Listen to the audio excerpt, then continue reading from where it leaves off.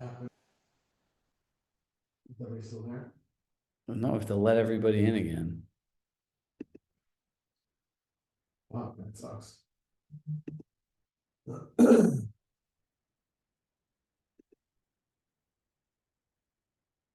I swear this is, if one thing will be the end of my business, it'll be this freaking Zoom session. So, due to security reasons, they make it this way now. It's changed. I don't know what exactly has happened, but it's really important for us to be able to understand who's attending and more importantly, who's not attending so that we can essentially just stay on top of all of you to make sure that you get the most out of it. So let me just finish letting everyone in. My apologies. This is really strange. Look, from my perspective, we are a full month into the program, and a couple things I want to highlight for all of you. Please do not overcommit to going to many, many different sessions, trying to learn many, many different things. It is not going to give you what you want. I'm going to say that again. Please, look, I have my hands and I'm pleading with all of you.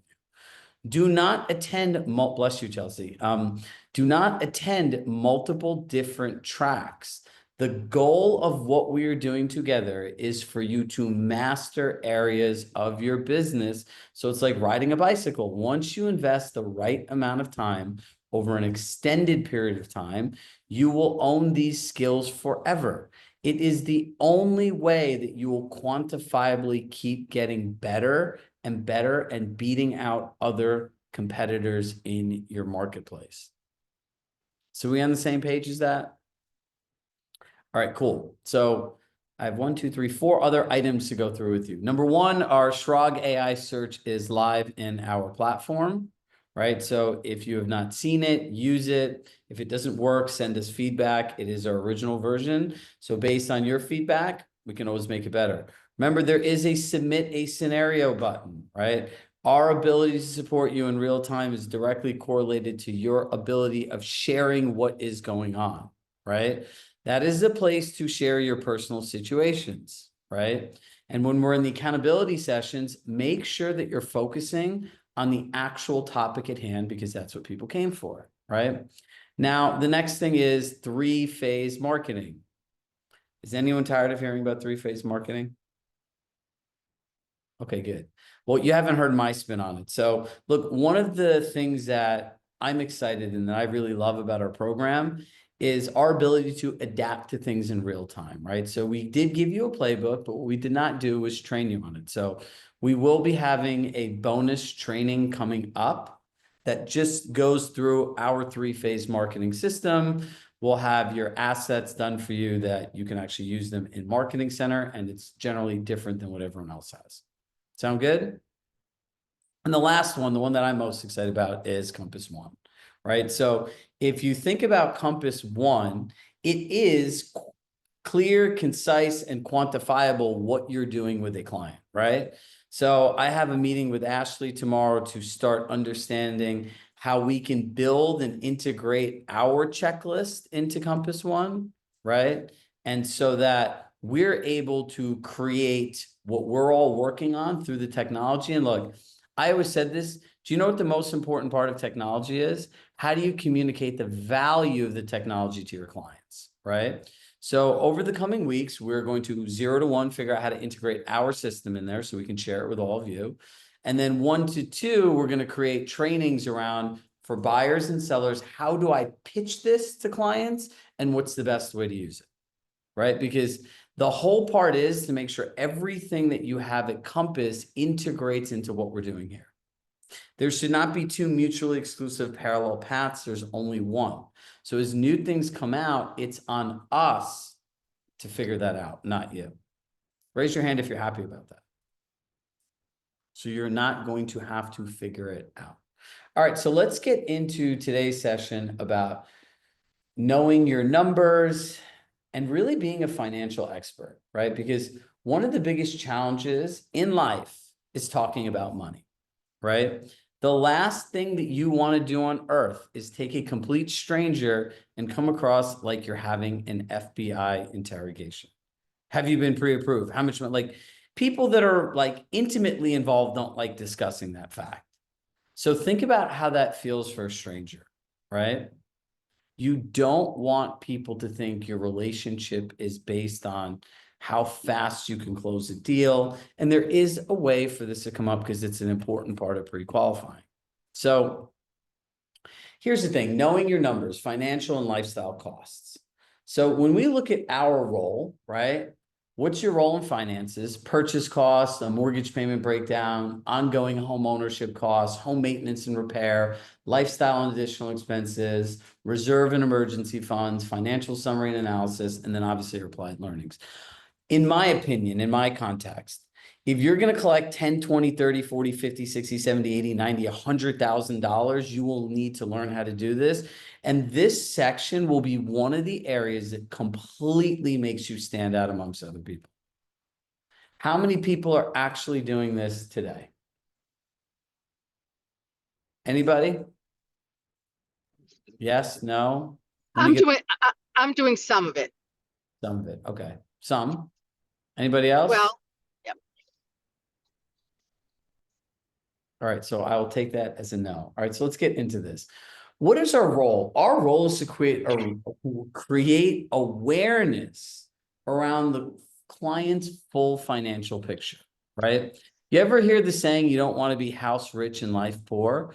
Well, there are a lot of things that debt to income ratios do not calculate. So let me just give you a quick breakdown on how this actually works, right?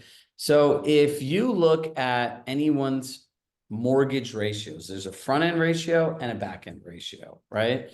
And the front end ratio is essentially your mortgage payment. That's your principal, interest, taxes, and insurance. The back end ratio is your total ratio. It's the mortgage payment plus the minimum monthly liabilities on your credit report. Now, does that include everything that people pay for? Yes or no? No. No, it does not, right? Right. Right? So one of the most important things is understanding if you want to be a consultant or an advisor, and that's how you choose to do your job, you have to factor these things into what you're telling people. Now, you're not a financial advisor, you're not an accountant, you're not any of those things, right? But what you are is somebody who's going to help people understand when they buy a house, how can that change their life, right? Because here's the thing, people don't verbally blame you, but they do blame you in their mind if you actually don't do this with them. So let's start walking through this. Look, section 1 is purchasing a home, right? It's your down payment, whatever the percentage is, closing costs, appraisal, title, attorney, recording fees, right? Prepaid item, taxes, insurance. Like one of the reasons that closing costs in areas like Westchester County are so high in New York is they'll have you escrow 3 to 6 months of your tax savings up front, right? 3 to 6 months. All right, so anyone that has a question, we'll get to it in the end. So you want to start thinking about this and help people understand, like, and what are the other fees? This is why having a great lender as a partner is very, very important. I can tell you when I was an agent, I knew these numbers inside out and backwards, right? I felt it was always part of my value. And also in wanting to qualify people and give them professional guidance and advice, I needed to know these numbers, right? Now, this is the one that everyone knows: principal, interest, taxes, homeowners insurance, mortgage insurance if they have a low down payment, right? You want to think about things monthly and annually, right? So you're going to start breaking this down. And this is nice because this can become a very interactive conversation with people. And it's something that you can leave people with at the end that they fill out on their own. And it's something you could discuss. You could suggest they discuss with their accountant, their financial planner. And then people actually could buy homes that they can afford and still continue to live a great life, right? Now, let's go on to ongoing home ownership costs, right? There's generally an electricity bill. And the last time I checked, the electric companies are unregulated and the costs only go one way, it's up. It's gas or oil. It's water and sewer. It's trash and recycling. It's internet and cable, right? Like these are all costs associated with owning a home. But people are not thinking about this, right? If you have a $5,000 house, you could be spending in winter, summer months, $1,200 to $1,500 a month heating, cooling, electricity, right? It's expensive. But these are numbers that are not factored into any actual mortgage calculation and affordability. So how do you show that people can trust you, that you care? It's through interactions and engagements. Those are feelings. So the feeling that will be created for your client in this process will be one of trust, right? It'll be very evident how much you care about them, right? Don't worry, there's more costs coming. I see your chats. So think about home maintenance and repairs.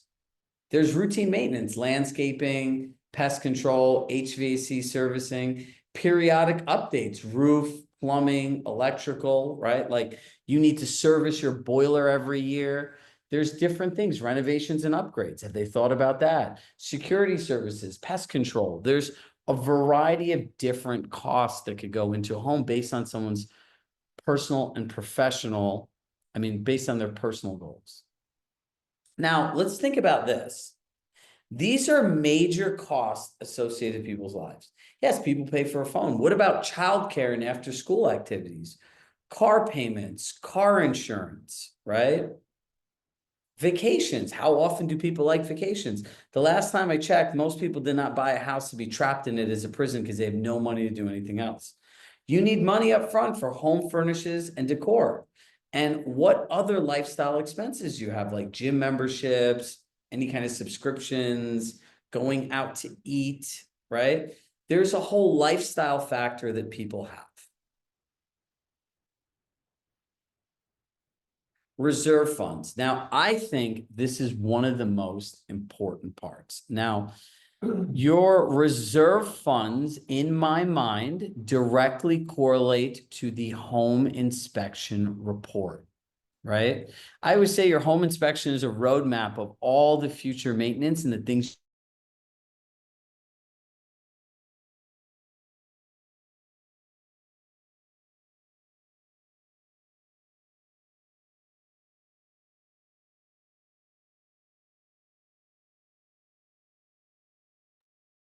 Did Chirag freeze for everyone? Yeah. He did for me. Okay, good. But it was just me. And he's gone.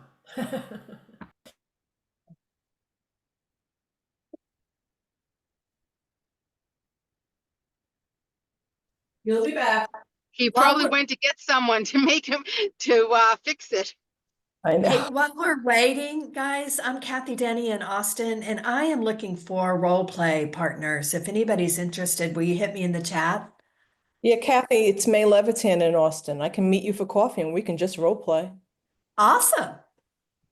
I'll Love put it. May.Levitan at Compass. Okay. Is he putting these forms in where we can copy them and give them to our clients and brand them? That was my I'm question. sure. Yeah, I sure think they all will the be. forms are on this site. All right, I'm back. I don't know. Today it looks like my internet and my Zoom don't want to be my friend. So my apologies. We'll be your friend. I was joked around during COVID. If there's one place that my business would die, it would be through Zoom and all the weird things that come with it. So look, when we talk about reserve funds and emergency funds, and we want to be clients and we want to be advisors and we want to be experts, we need to help people think through their present state of where they are today, right? And so if you're using your home inspection and you're like seeding the idea that says, look, when we talk about emergency and repair funds, depending on the home you have, we'll go through your home inspection together to help you identify just typical costs around these things. If it's something immediate, we can help you get contractor bids, but we really want to make sure that you're financially adequately prepared when you find the right home. Now, I think a small statement like that shows a lot of value, and it shows how much that you care, right? Because if you're not thinking about this, who does it put the onus on? Them, right? So there's another summary section in all this. It talks about total mortgage payment, home ownership expenses, lifestyle expenses, total reserve contributions, and overall monthly and annual things they need to think about, and they can leverage that against their income. Now, look, I'm going to go through 4 applied learnings, and I want to have a bit of a more tactical approach of how I see this, right? Number 1, you need to just review this worksheet. Now, mind you, this is going to take us a little time to put together, so it'll be up by the end of the day tomorrow, but we will put all the slides here so you can start thinking through this. The second thing I want you to do is complete the worksheet for yourselves, right? The best way to learn something is to do it yourself, right? So you learn one, you teach one. Right? The next thing I want you to do is role play with another agent in the CSE community, right? Get good at having this conversation, right? And then you can implement it with clients. I believe when we are doing a buyer consultation, when we get to that place that says the investment of my services is blank, the only thing that the person is thinking about is the culmination of value that they feel and understand they're getting from you based on the conversation that you had with them. Period. End of story, right? So if you think about it, when we go through our Med C, right, we understand like really those 4 drivers of human behavior. Then we go to the magic question, right? Like, you know, what do you envision an agent doing for you that you feel you can't do yourself? We've now created the gap, right? Then we talked about the needs analysis and this whole concept of functional flow, right? Of like, how do we get a home to fit into your lifestyle, not the other way around, right? Then we talked about the Compass Advantage and collections and how we use it. And now we're on to the financial part, right? Now hit yes in the chat if you see how these things all perfectly align together.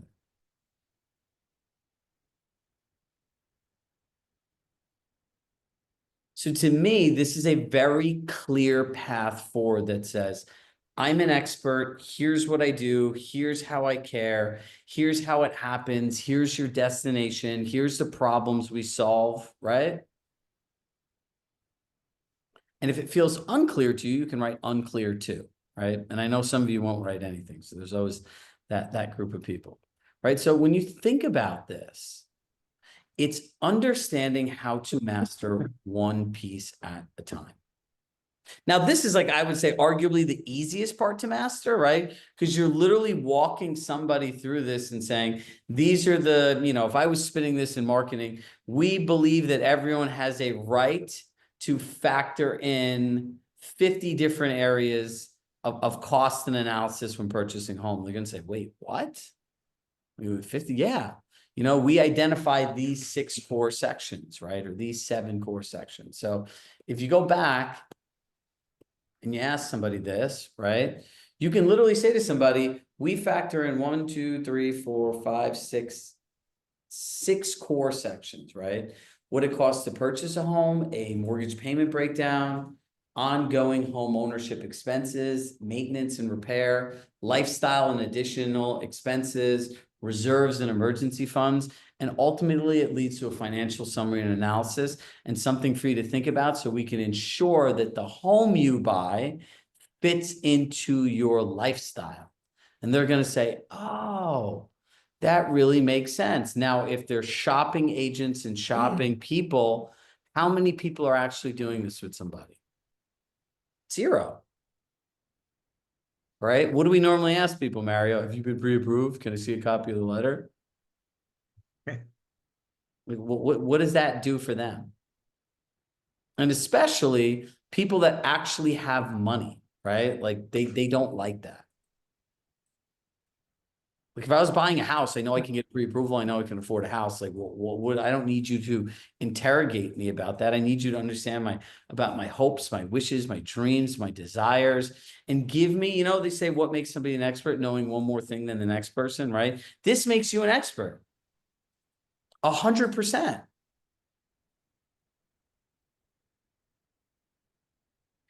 So the agent of the future is the agent that has flawless execution, that is planned, is purposeful, that has a map, how all of the tools, the conversation integrates into the best client experience. If you can see this here behind me, you see these two lines. Anyone see that? I don't know if you can see it. Maybe I'll bring it a little closer, right? There's two perpendicular lines. So we are currently working with every loan officer in America that works in Origin Point, right? It's a group of people we're coaching. And so in here, I had a BBA, and the C is the client. Underneath it's a BBA. And the BBA stands for Buyer Brokers Agreement, right? So I had a couple of them in my office the other day. And I said, look, the challenge in my perception is the clients in the middle, and they're fragmented in two different places, right? You have, and they're two mutually exclusive perpendicular lines that are experiences they're going on. They have one experience with all of you, and they have another experience with the lender, and the two of them are not one line, right? The two of them need to be integrated into one experience that's focused on the client, right? And the more integration that we could have with our lenders, our inspectors, our attorneys, our escrow people, our technology, that all drives that Ritz-Carlton Four Seasons style, flawless, repeatable, predictable experience.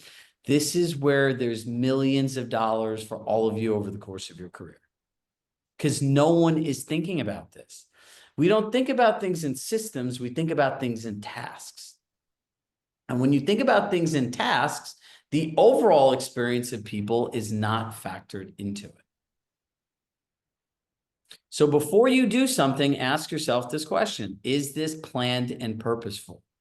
And how does this one action impact the entire client experience? And where are the gaps? Because if you can start focusing on that, you win over and over and over and over again.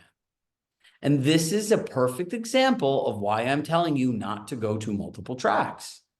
Because if you go to multiple tracks, you will never, ever give yourself the time to master anything. It doesn't happen. You know, I was talking to a team that we're coaching yesterday, and their leadership team, about this. I said, look, when it comes to learning something new, why most people don't grow is the 3 C's. If you go to multiple tracks, are you confused? Raise your hand. Yes, right? Then does it feel chaotic and overwhelming of what should I learn? What should I do? Where should I start? Yes. Then you get to Kathy, the 3rd C, which is called certainty. Certainty says, you know what? I'm not going to do anything because I'd rather not mess anything up. So let me just keep everything the same. So the question is, in coaching, there are 3 things that you need to do to be really successful. Listen, follow directions, and implement the things that you learn, right? At most, right, if you 3 hours, if you go to a session, an accountability session, right, that's 1 hour, right? And you spend the other 4 days practicing 30 minutes a day, that's 3 hours a week. Who does not have 3 hours a week to change your business and change your life? Just go in the screen time section of your phone and start getting rid of things that you're already doing that don't help you. Mike. I think Nomita was before me. Oh, okay. Nomita?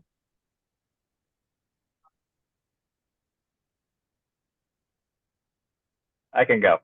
Okay. I had to unmute myself. Sorry. So, Oh, you there's know, Chirag, you mentioned all about the PITI, and that I guess in your area that's the minimum one has to put down 6 months, or what is it, 3 months of savings?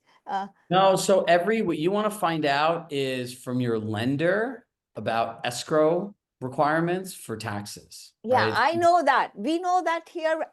We can go by with even 20% or 10. I was just surprised, and I wanted to clarify if that was a standard practice in the East Coast.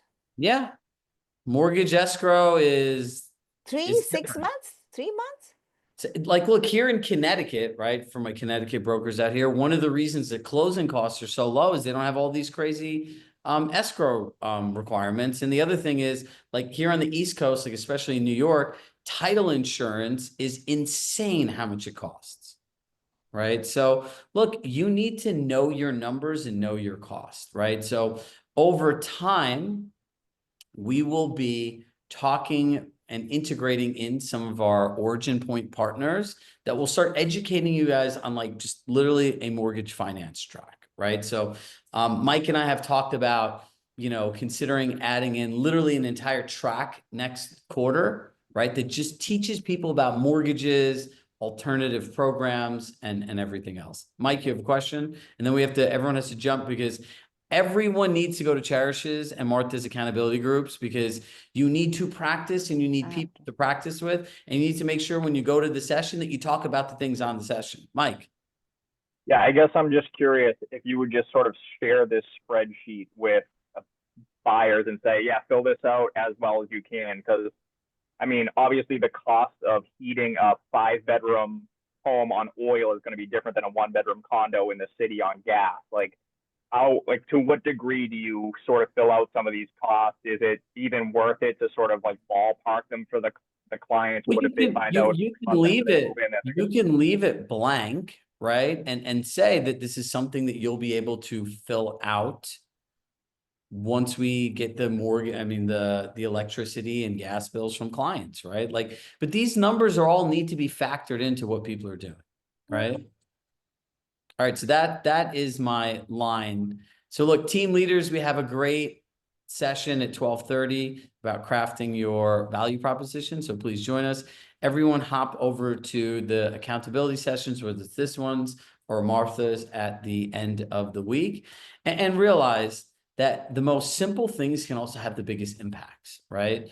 And when you frame this with your client, these are factors and these are things you want to consider. We can go through them in detail with you. We can give you a worksheet, but I can guarantee you one thing: most people in most markets, in most places, are not thinking about this. So love in my heart, love you all.